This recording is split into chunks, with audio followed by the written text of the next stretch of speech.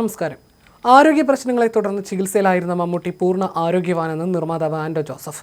ലോകമെമ്പാടുമുള്ള ഒരുപാട് പേരുടെ പ്രാർത്ഥനയ്ക്ക് ഫലം കണ്ടു. ദൈവമേ നന്ദി നന്ദി നന്ദി എന്നാണ് ആൻഡോ ഫേസ്ബുക്കിൽ എഴുതിയത്. രോഗാവസ്ഥയെ തുടർന്ന് താരത്തെ പൊതുവേദികളിലൊന്നും കണ്ടിരുന്നില്ല. ഈ വർഷം ഫെബ്രുവരിയിൽ ആദ്യമാണ് താരം പൊതുവേദിയിൽ വന്നത്. തുടർന്ന് ചികിത്സകളിലേക്ക് അദ്ദേഹം നീങ്ങുകയായിരുന്നു. ഫോണിൽ വിളിച്ച് പലരുടെയും കാര്യങ്ങൾ അദ്ദേഹം തിരക്കിയിരുന്നു. ഷൈൻ ടോം ജാക്കോയുടെ പിതാവ് വാഹനാപകടത്തിൽ മരിച്ചപ്പോൾ അടക്കം ഷൈനിനെ ആശ്വസിപ്പിക്കാൻ താരം ഫോൺ വിളികളുമായി രംഗത്തുണ്ടായിരുന്നു.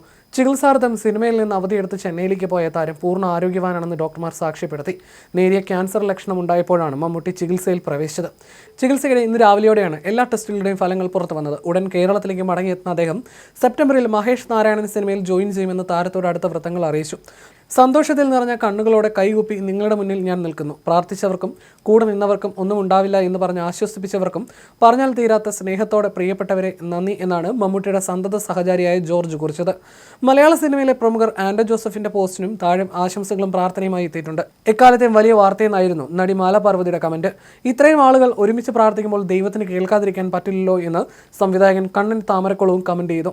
മലയാള സിനിമയിലെ നിരവധി ആളുകൾ മമ്മൂട്ടി രോഗമുക്തനെന്ന പോസ്റ്റ് ഷെയർ ചെയ്തിട്ടുണ്ട്. മലയാള സിനിമാ പ്രേക്ഷകർ ഒന്നടങ്കം കാത്തിരിക്കുന്ന തിരിച്ചുവരവാണ് മമ്മൂട്ടിയുടേത്. ശാരീരിക അസ്വസ്ഥതകളെ തുടർന്ന് ചികിത്സ കഴിഞ്ഞ് വിശ്രമത്തിലാണ് അദ്ദേഹം. മമ്മൂട്ടിയുടെ ആരോഗ്യത്തെക്കുറിച്ചുള്ള ഒരു വിവരം കഴിഞ്ഞ ദിവസം അദ്ദേഹത്തിൻ്റെ അനന്തരവനും നടനുമായ അഷ്കർ സൗദാനും പങ്കുവച്ചിരുന്നു. അദ്ദേഹം സന്തോഷവാനായിരിക്കുന്നുവെന്നും അഷ്കർ പറഞ്ഞു. ആരോഗ്യം ഇപ്പോൾ മെച്ചപ്പെട്ടിട്ടുണ്ട്. സെപ്റ്റംബർ 7 പിറന്നാളാണ്. ഒരു വരവ് വരുമെന്നാണ് വിശ്വസിക്കുന്നത്. അദ്ദേഹത്തിന് അത്ര വലിയ പ്രശ്നങ്ങളൊന്നുമില്ല. ഇപ്പോൾ ഒന്ന് റെസ്റ്റ് എടുക്കുന്നു, അത്രമാത്രമെന്നും അഷ്കർ പറഞ്ഞു. തങ്ങളൊക്കെ സിനിമയിൽ അഭിനയിക്കുന്നത് മമ്മൂട്ടിക്ക് ഇഷ്ടമാണെന്നും അഷ്കർ പറഞ്ഞു. ഒരു അഭിമുഖത്തിൽ ഇരിക്കാൻ പറ്റുന്നത് തന്നെ അദ്ദേഹം കാരണമാണെന്നും അഷ്കർ സൗദാൻ കൂട്ടിച്ചേർത്തിരുന്നു. മമ്മൂട്ടിയുടെ അസുഖത്തിൽ ആശങ്കപ്പെടാനില്ലെന്നും രോഗകാരണം എന്താണെന്നും പുറത്തുവിട്ടത് മറുനാടൻ മലയാളിയാണ്.